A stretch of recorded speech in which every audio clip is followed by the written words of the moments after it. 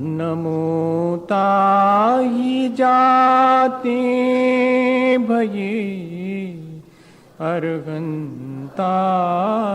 महान। जो विद्यादि सागर सुधी, जो विद्यादि सागर सुधी गुरु हैं हितैषी। शुद्धात्म में निरत नित्य हितोपदेशी।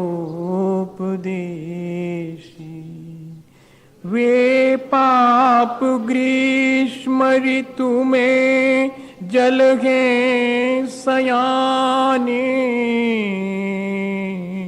पूजूं उन्हें सतत केवल ज्ञान पाने।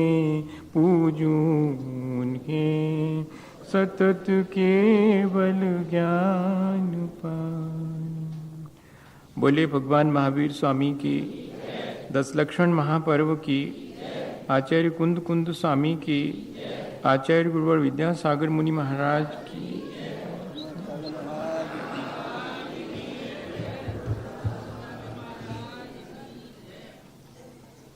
हम सभी लोग इस लक्षण महापर्व के निमित्त से अपने जीवन को अच्छा बनाने की प्रक्रिया पर विशेष रूप से विचार कर रहे हैं। वैसे तो अपने जीवन को अच्छा बनाने के विचार की ये प्रक्रिया, ये विचार की यात्रा बहुत दिनों से हम एक साथ मिल बैठकर कर ही रहे हैं, पर ये विशेष अवसर है और हमने पिछले दिनों अपनी क्षमता बढ़ाई है। हमने अपने भीतर जो भी बुराइयां हैं उनको हटाने के लिए प्रयत्न भी किया है और ऐसे प्रयत्न में हमारे भीतर गुणवत्ता भी बढ़ी है। और वास्तव में किसी भी पर्व और किसी भी आयोजन की, या मैं तो सोचता हूँ कि हमारे अपने जीवन की सार्थकता ही इस बात में है कि हमारी गुणवत्ता बढ़ती चली जाए और हमारे भीतर से अवगुण निकलते चले जाएं। किसी ने एक बहुत अच्छा विचार दिया कि व्यक्ति के भीतर कैसे कैसे गुण बढ़ते चले जाने चाहिए। 9 बरस की उम्र में उसके पास कोई समझ नहीं है, ज्ञान नहीं है, लेकिन जब वो उससे दूने वर्ष का हो जाए 18 का, तो 1 गुण तो आ ही जाना चाहिए। 8 अवगुण हैं। 27 का होने पर 2 गुण 7 अवगुण, 36 का होने पर 3 गुण 6 अवगुण, और अगर बढ़ाते जाएं तो 90 साल के होते होते गुण पूरे हो जाएं और अवगुण 0 हो जाएं। ऐसा एक विचार दिया, अच्छा लगता है। इससे हमें ये मदद लेनी चाहिए कि हमारा जैसे जैसे जीवन बढ़ता चला जाए, हमारा अनुभव बढ़ता चला जाए, वैसे वैसे हमारी गुणवत्ता भी बढ़ती चली जानी चाहिए। हमारी आसक्ति और हमारे संसार बढ़ाने की प्रक्रिया धीरे धीरे हमें छोड़ते चले जाना चाहिए। बस यदि हम गुणों को छोड़ने का मन बना लें, ग्रहण ना करें, तो गड़बड़ हो जाएगी। और यदि हम अवगुणों को छोड़ने का मन बना लें और अवगुणों को ग्रहण ना करें, तो उसी का नाम तो त्याग है। और बहुत सारी चीज़ें तो हम छोड़ते हैं भैया, क्या क्या नहीं छोड़ते हम। जो हमारे लिए वेस्ट है वो तो हम हमेशा छोड़ते हैं, लेकिन क्या हम अपने अवगुणों का त्याग करके और गुणों का संग्रहण और संचय करने की कोई प्रक्रिया पर विचार करना पसंद नहीं करेंगे? करना चाहिए कि हमारे जीवन में हमने क्या संचित किया। 4 ठो सिक्के सोने और चांदी के, थोड़ा सा भवन, या कि और बहुत सारी चीजें जिनको कि हम संचित और संग्रहित करके रखते हैं, क्या वास्तव में वो संग्रह हमारे लिए जीवन और आगे के लिए भी क्या लाभकारी है या नहीं है। ग्रहण तो करें, लेकिन कौन सी चीज का ग्रहण करें और कौन सी चीज को हम ग्रहण करने से इनकार कर दें। जब ग्रहण करने से इनकार कर देते हैं, वास्तव में उसी का नाम त्याग है। ग्रहण करने के बाद छोड़ना, सामान्य रूप से तो त्याग इसी को माना जाता है। लेकिन आचार्य ज्ञान सागर जी महाराज के चरणों में बैठो तो वो कहते कि छोड़ने में तो अहंकार आ सकता है, अपने आप को उससे छुड़ा लो। छूट गए, इस बात का धन्यवाद और इस बात की कृतज्ञता ज्ञापित करो अपने मन में कि कल तक दुनिया भर की चीजें ग्रहण करते थे, अच्छा हुआ कि आज उसके ग्रहण करने से हम बच गए हैं।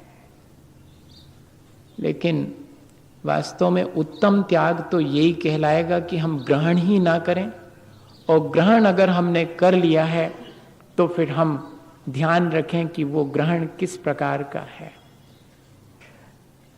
आचार्य भगवंतों ने दो तरह की प्रक्रिया रखी है कि जो हमारे पास है उसे अपने लाभ के लिए छोड़ देना या उससे अपने को छुड़ा लेना। वास्तव में तो शब्द यही होना चाहिए। छोड़ देने में तो थोड़ा अहंकार झलकता है कि मैंने छोड़ा, था क्या हमारा यहाँ पर जिसको कि छोड़ने का हम अहंकार करें। हम ही छूट गए। कल तक भ्रमवश जिन जिन चीजों को इकट्ठा करते और अपना मानते थे, आज ज्ञान हो गया, लगता है ये मेरी अपनी नहीं है, मैं उनसे हट गया, मैंने अपना ममत्व उसमें से निकाल लिया। वास्तव में तो त्याग यही है, इससे आत्म शांति मिलती है। लेकिन जब तक जीवन में ये त्याग घटित नहीं हुआ तब तक क्या करें। तो देव, ग्रहण भी करो तो देते भी जाओ। दोनों चीजों का एक बहुत अच्छा जीवन में संतुलन अगर बन जावे, ग्रहण का और त्याग का या कि दान का, तो वह भी त्याग धर्म ही कहलाएगा। आत्म शांति के लिए जब हम राग द्वेष और विकारी भावों का त्याग कर देते हैं तब वास्तव में वो त्याग है। लेकिन उन विकारी भावों पर नियंत्रण के लिए परिग्रह से निवृत्त हो जाना तो त्याग है, लेकिन परिग्रह का पूरी तरह निवृत्त नहीं हो पा रहे हैं तो उसका नियंत्रण तो कर ही सकते हैं। तो अपने परिग्रह का नियंत्रण कर लेने की प्रक्रिया का नाम ही तो दान है, और इसीलिए त्याग धर्म के अंतर्गत दान को भी शामिल किया गया है कि वास्तव में तो अपने को सब चीजों से विमुख कर लेना था, लेकिन यदि ऐसा ना हो पाए तो ग्रहण और साथ में देना, उस रूप में हम अपने इस त्याग धर्म का पालन कर सकते हैं। देने की प्रक्रिया बहुत विचारणीय है। हम दूसरे को देते हैं तो प्रति उपकार की भावना या कि तिरस्कार की भावना से भी दे सकते हैं। उसे तामसिक दान माना गया है, जिसमें हम दूसरे को तिरस्कार करके और देते हैं कि तुम भी क्या कहोगे, ले लो। या कि संक्लेश पूर्वक जब हम किसी चीज को दूसरे को देते हैं और या कि उससे अपेक्षा रखते हैं कि मुझे फिर मिलेगा, ये इन्वेस्टमेंट है, ये डोनेशन नहीं है। जहां की थोड़ी भी प्रति उपकार की भावना है और देते समय और देने के बाद भी संक्लेश है और सामने वाले की अवज्ञा, अवमानना या तिरस्कार पूर्वक दिया जा रहा, अपने को बड़ा मान करके दूसरे को क्षुद्र और छोटा मान करके दिया जा रहा है, तो ऐसा जो दान है वो त्याग धर्म के अंतर्गत तो नहीं आएगा। बहुत विचार करने की चीज है। हम लोग देते हैं, देने की होड़ में देते हैं, लेकिन उसके पीछे कहीं ऐसा तो नहीं कि देने वाले को नीचा पाने वाले को नीचा दिखाने की भावना से तो नहीं देते हैं,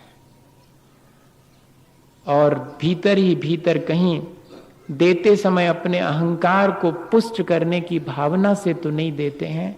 अगर ऐसा है कि हम अहंकार वश देते हैं तब वह दान भी राजसिक दान कहलाता है। इस तरह के दान में भी त्याग धर्म का पालन नहीं होता। ये दोनों सावधानियां रखनी चाहिए। आज इस तरह के दान बहुत देखने में आते हैं।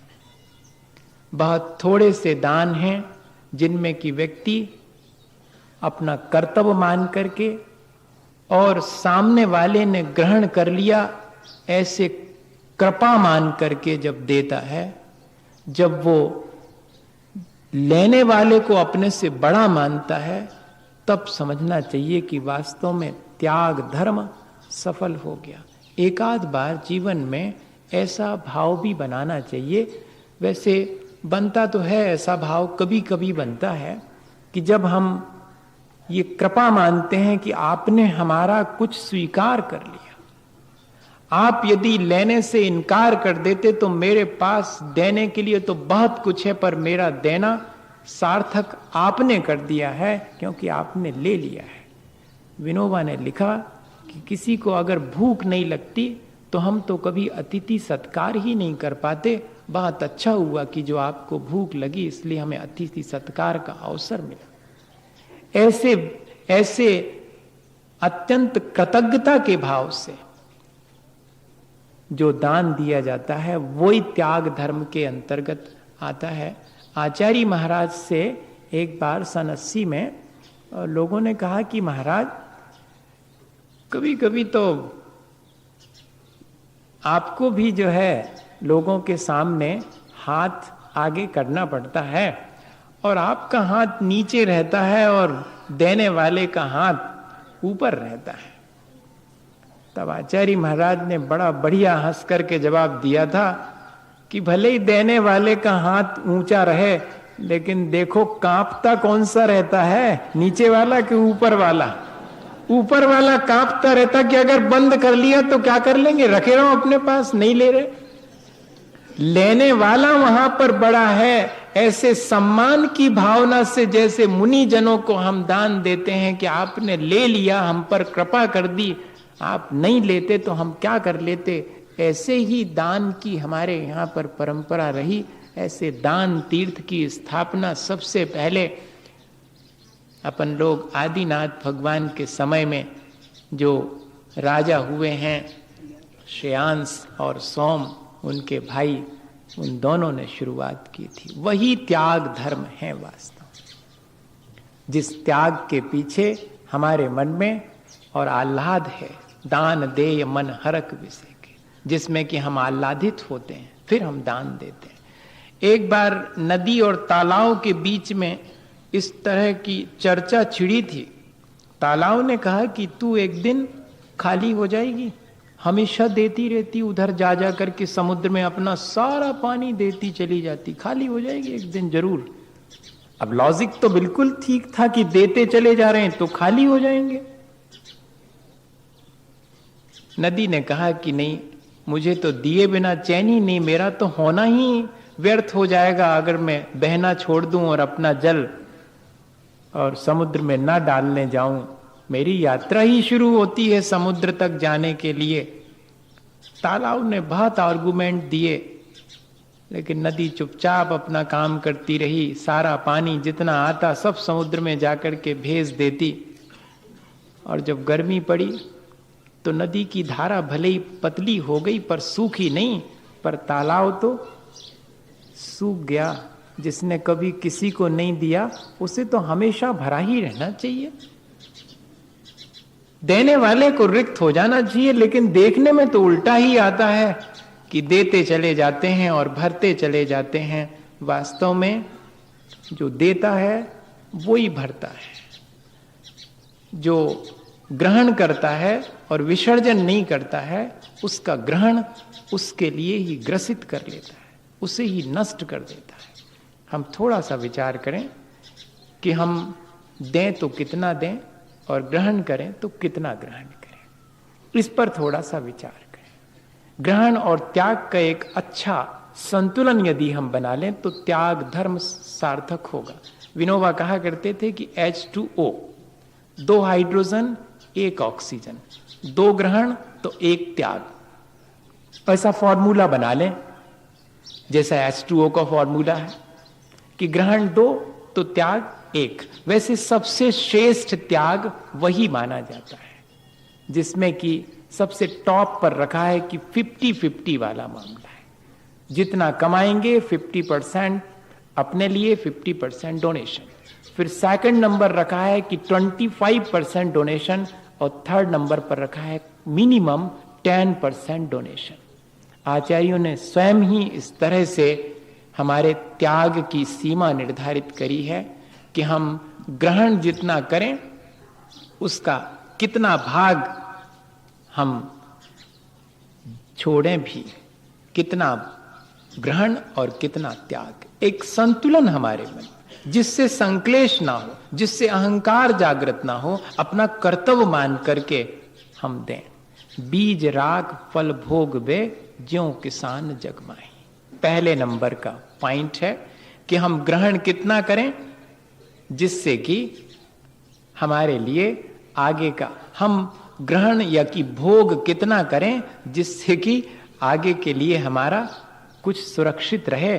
बीज को कभी नहीं खाता किसान, कितनी भी मुश्किल कड़ी हो जाए जीवन में, लेकिन कभी अपने संचित बीज को तो भैया आगे के लिए इतना तो बचा करके रखें, उतना ही भोग में लगाएं जिससे कि हमारे थोड़ा बहुत संचित भी होता रहे पुण्य के रूप में। भोग से पुण्य संचित नहीं होता, त्याग से पुण्य संचित होता है। इसलिए भोगें उतने ही जिससे कि पुण्य भी संचित हो सके। इसके मायने हैं कि ऐसा भोग जिसके पीछे त्याग छिपा हुआ है वही हमारे लिए पुण्य का अर्जन करेगा। और दूसरी चीज, भोगें या कि ग्रहण करें इस तरह की दूसरे का हक न छीने, ये बहुत कठिन मामला है।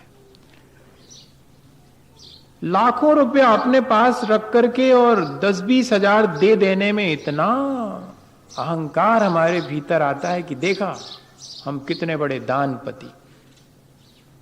लेकिन क्या कह रहे हैं कि दूसरे का हक छीन करके और फिर देना नहीं, इतना ही ग्रहण करना जिससे दूसरे का हक ना छीने। आचार्य भगवंतों ने लिखा है, गुणभद्र आचार्य ने आत्मानुशासन में, कि नदियों में पानी बहुत आता है तो समझना गंदा ही आता है बारिश के दिनों। ऐसे ही अगर बहुत अधिक संपत्ति का संचय किया है तो मानिएगा कि वो बहुत पाप से ही हुआ है संचय। चक्रवर्ती जैसे पुण्यात्माओं को एक्सेप्शन मानना, जिनको की दुकान खोले बिना और 9 निधियां 14 रत्न अपने आप प्राप्त होते हैं, वो एकदम अलग चीज है। हम और आपको तो बिना पाप किए धन का संचय या ग्रहण होता ही नहीं है। इसलिए ग्रहण उतना ही करें जिससे कि दूसरे का हक ना छीने। एक बहुत छोटा सा उदाहरण ले लेते हैं घर गृहस्थी में, तो जल्दी से समझ में आएगा। हाँ, नहीं तो थोड़ा ऐसा लगेगा कि ऐसे कैसे किसी का हक ना छीने। घर में 4 लोग हैं, हम अपनी सुना रहे, चलो अच्छा। 4 लोग हैं घर में, माँ है, पिता हैं, दोनों भाई हैं। बड़ी बहन तो बहुत पहले चली गई थी, ब्याह हो गया था। 4 हैं। मटर फल्ली आती है, हम लोग बटरा बोलते हैं उसका, आप मटर फल्ली बोलते हैं। घर में आती थी, जब महंगी रहती तो थोड़ी सी आती घर में। 1 पाव आई है, 1 पाव में से छिलके विलके निकल जाते हैं, 200 ग्राम बच गई है। एक के जुम्मे कितनी कितनी आएगी? 50-50 ग्राम। अब तारीफ इस बात में है कि खाते समय इस बात का ध्यान रखना, ऐसा नहीं कि माँ तो जो है औघड़ दानी है, बनाने वाला तो देने के लिए ही बनाता है, तो ऐसा नहीं कि माँ का हिस्से का भी मटर हम अपनी थाली में डलवा लें। बस इतना ही करना है, इतना ही ध्यान रखना है कि 4 लोग हैं और चारों के लिए है ये, इसमें से इतना इतना, 1-1 चम्मच, सबको 1 चम्मच हो गया तो बस अब नहीं चाहिए, अरे थोड़ा और ले, नहीं चाहिए ही नहीं हमको, हो गया इतना ही तो बहुत है। ये भी फील नहीं कराना कि आपके लिए छोड़ रहे हैं, कृपा कर रहे हैं, नहीं मुझे चाहिए ही नहीं, मेरा हो गया पूरा।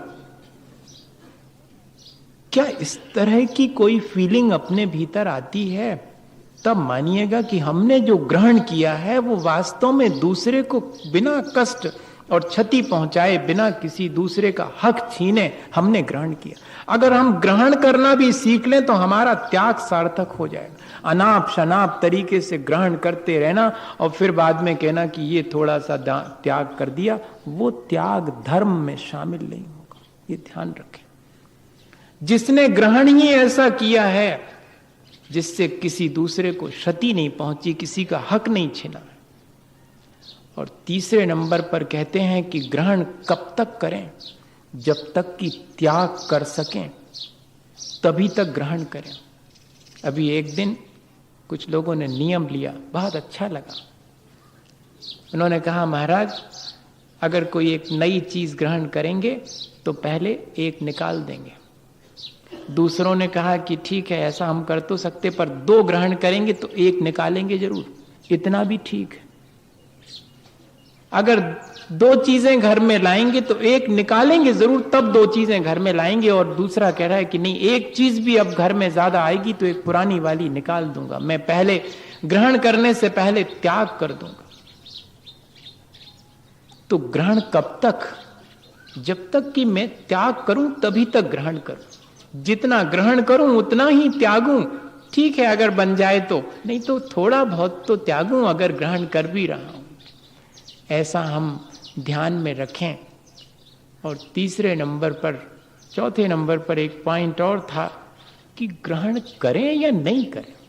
ऐसा कभी विचार करते हैं? नहीं, जो चीज भी दिखाई पड़ गई, काम की हो चाहे नहीं काम की हो, सब ले आओ।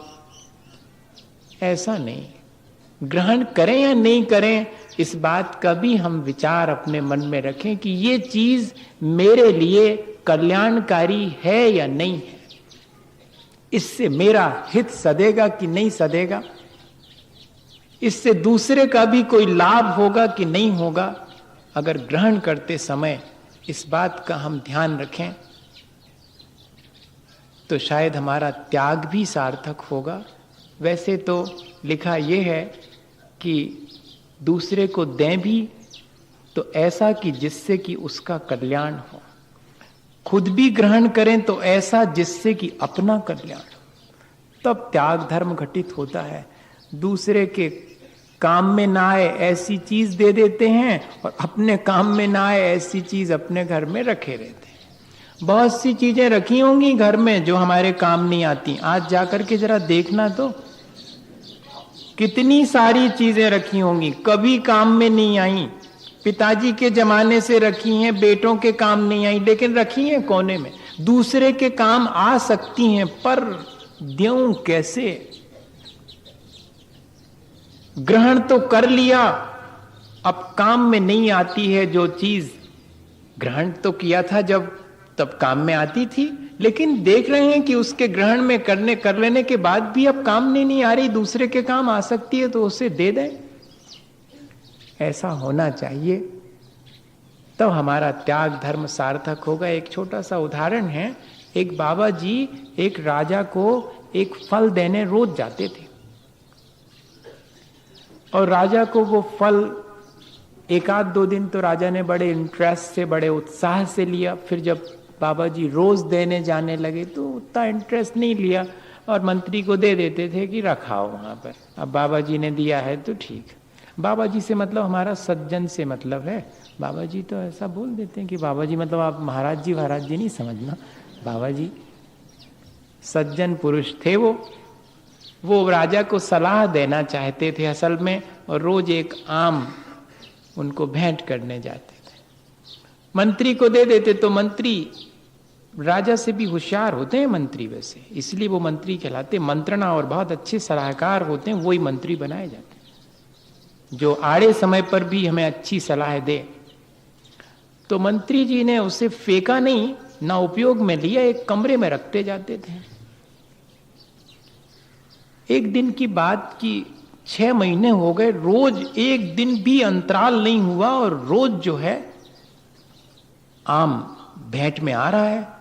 राजा को शुरू में तो ऐसा ही लगा कि क्या रोज रोज आम का फल और दे जाता है, ये क्या चाहता मेरे से, क्या इसका इंटेंशन क्या है। मन में विचार बार बार आता, लेकिन राजकाज में वो बात भूल जाते। एक दिन मंत्री से कहा 6 महीने बाद कि वो जो एक बाबा आते हैं वो रोज एक फल दे के जाते हैं, आखिर वो चाहते क्या हैं? उसने पूछना।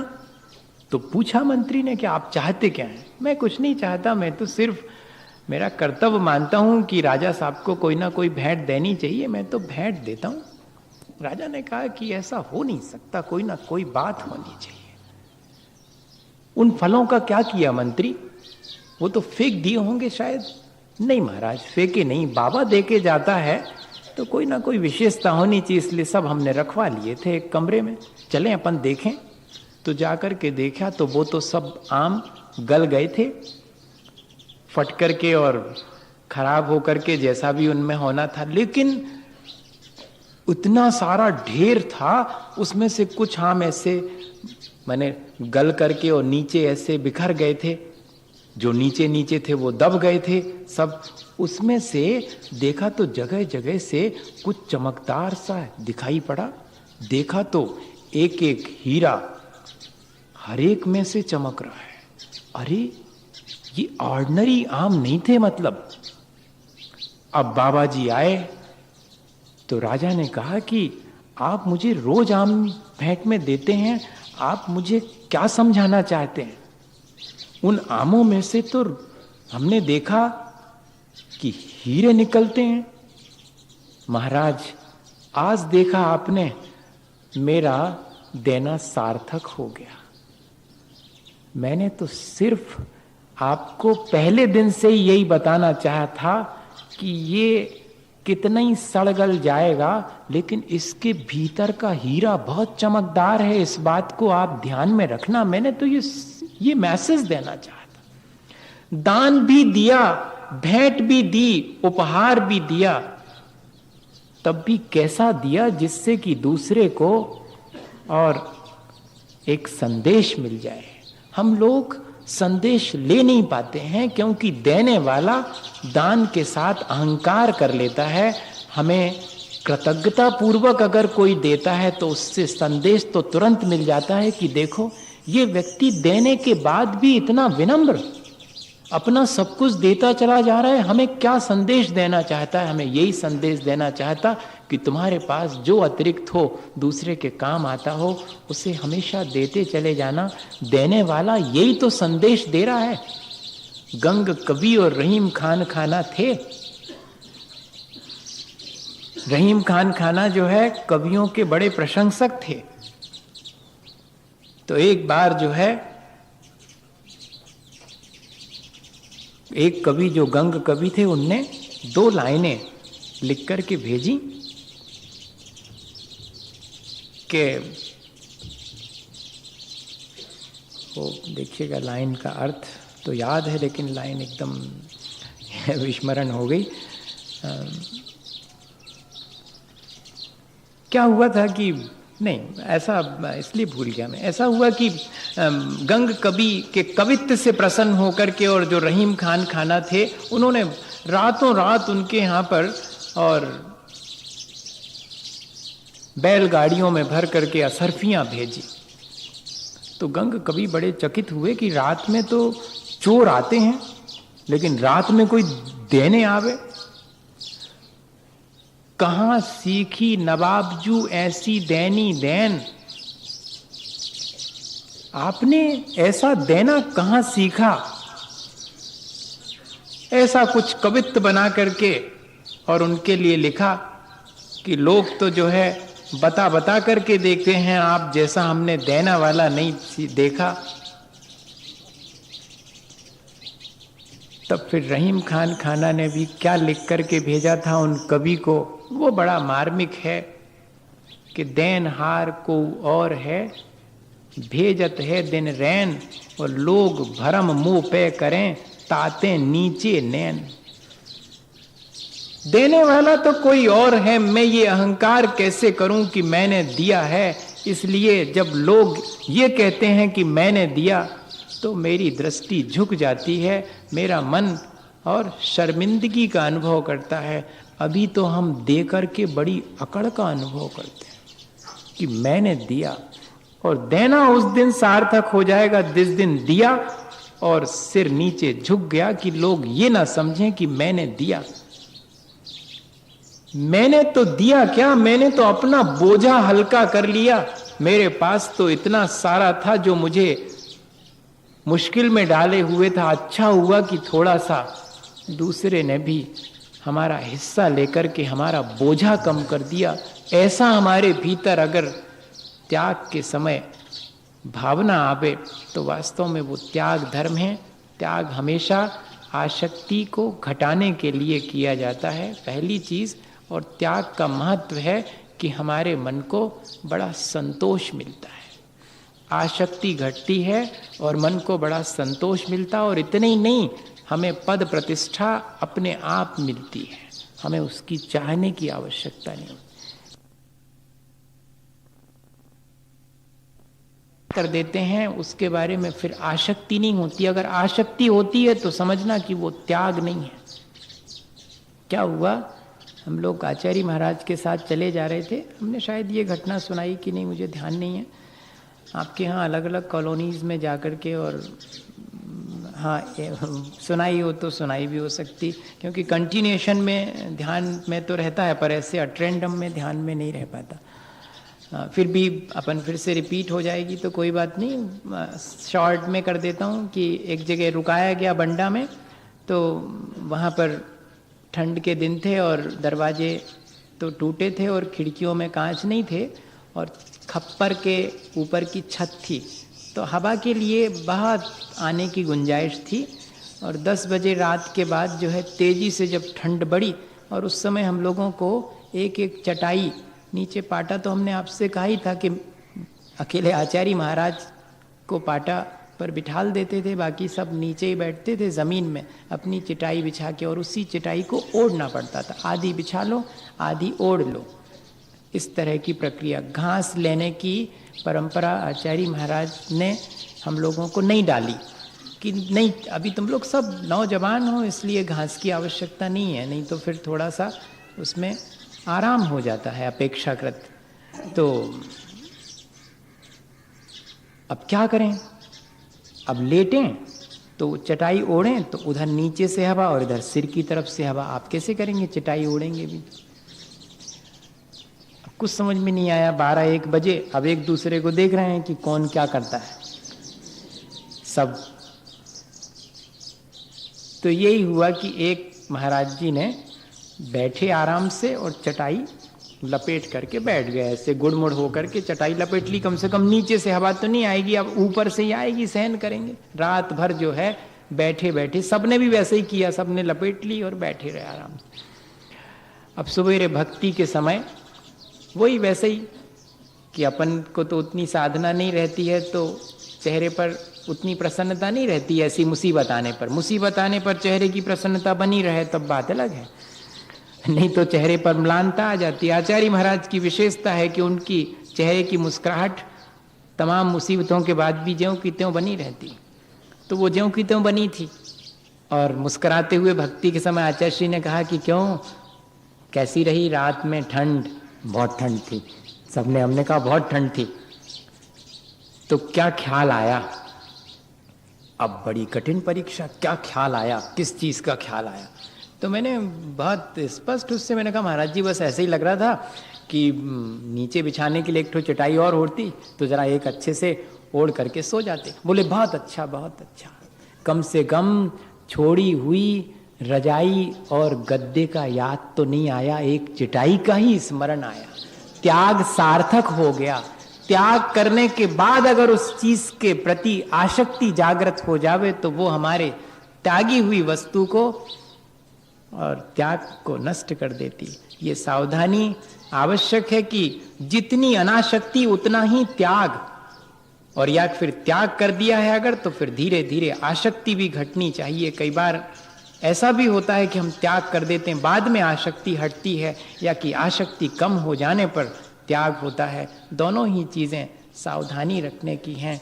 ऐसा त्याग, और महत्व तो त्याग का ही है, ग्रहण का कभी किसी ने, अपन लोग करने लगे हैं अब, हालांकि उसके पीछे भी त्याग का ही भाव है। सम्मान ग्रहण करने वाले का कभी किया हो, मेरे ख्याल से तो व्रत नियम के ग्रहण करने वाले का सम्मान तो किया होगा, लेकिन किसी ने 1,00,000 रुपए संग्रह किए, उसका सम्मान तो कभी किसी ने नहीं किया होगा। एक सेठ जी थे, हाँ, तो वो सेठ जी जो है बिल्कुल भी खर्चा नहीं करते थे, ग्रहण तो बहुत करते थे, लेकिन उनके अंदर जरा भी दूसरे के देने की अपने खाने पीने में भी बड़ी कोताही करते थे। अच्छा नहीं खाएंगे, अच्छा नहीं पहनेंगे, जोड़ जोड़ के धरते। लोगों में बड़ी चर्चा का विषय था, बड़ी निंदा थी कि कैसा व्यक्ति है, बड़ा कंजूस है। देखो आप, जोड़ जोड़ के रखने वाले को कोई भी हो क्या कहेगा, यही कहेगा। पर उन सेठ जी की एक विशेषता थी, अच्छा कोई कितना भी खराब क्यों ना हो, लेकिन एक आध चीज तो अच्छी रहती है उसके भीतर। और कोई कितना भी अच्छा ना हो, कोई कितना भी अच्छा हो, एक आध खराब चीज भी रहती है उसके भीतर। भगवान को छोड़ करके बाकी कोई परफेक्ट नहीं है। तो क्या हुआ कि उनकी पूजा भक्ति में बड़ी बड़ी रुचि थी। कहीं पर कीर्तन वीर्तन हो रहा हो तो उसमें पहुंच जाते थे। एक बाबा जी आए तो वो कीर्तन करवाते थे बढ़िया, भगवान का भजन, तो ये उसमें शामिल हो गए। लेकिन कौन पूछने वाला था? इतना धनवान व्यक्ति, लेकिन कोई नहीं पूछता। वहां पर जहां जूते चप्पल उतरते वहां तक भर गया था पूरा, वहां बैठ गए वो। अब लेकिन उस पूजा भक्ति के दौरान बीच बीच में और दान की और त्याग की बाबा जी ने इतनी बढ़िया चर्चा करी कि उनका मन बन गया। जिंदगी निकल गई, कभी मन नहीं बना, उस दिन मन बन गया। और दुकान से लौटे थे वो, 100 असरफियां रखे थे चांदी की, और पता नहीं क्या हुआ, और वहां से उठे। लोगों ने तो जगह तक नहीं दी उनको, क्योंकि सब जानते थे कि ये पता नहीं बाबा जी के पास जाके क्या करेंगे, और ये ना कहें कि आशीर्वाद दे दो, 2-5 लाख रुपए और हमारे पास आ जाएं। किसी ने जगह, बड़ी मुश्किल में जगह बना करके थैली पोटली हाथ में पकड़े और बाबा जी के सामने जाकर के पूरी थैली और डाल दी कि भगवान आपकी कृपा हो तो स्वीकार कर लें आप। अब बस भैया, जैसे ही ऐसा हुआ और जय जयकार होने लगी वहां तो, और हाथों हाथ, और अलग सब लोग उठ के खड़े हो गए, यहां बिठा लो इनको, यहां बिठा लो सेठ जी को। अब सेठ जी भी बड़े मुश्किल में। सेठ जी ने कहा कि 2 मिनट माइक पर बोलने मिलेगा क्या? मिलेगा, आओ आप। तो बिल्कुल वैसे अगर मांगते तो कोई नहीं बोलने दे रहा था उनको। अब सब कहने लगे हाँ सेठ जी की बात वैसे कोई ने कभी नहीं सुनी, पर उस दिन हाँ सुनाओ आप। तो उन्होंने कहा कि मैं तो सोचता था कि इस धर्म की जगह पर भी कम से कम पैसे का सम्मान नहीं होगा, लेकिन यहां भी यही देखने में आ रहा है। मैंने पैसे क्या दिए, मेरा इतना सम्मान होने लगा, लोग जगह देने लगे। अब बाबा जी का नंबर था। बाबा जी ने कहा कि सेठ जी बैठो आराम से, पैसा तो आपके पास 10 मिनट पहले भी था और बहुत अधिक मात्रा में था। तब आप जहां जूते चप्पल रखे हैं वहां बैठे थे। हमने पैसे का सम्मान उस समय भी नहीं किया था, इस समय भी नहीं किया है। आपने जो पैसा छोड़ने का मन बनाया है, सम्मान उसका किया है। हमने आपके पैसे का सम्मान करना होता तो हम पहले भी कर सकते थे।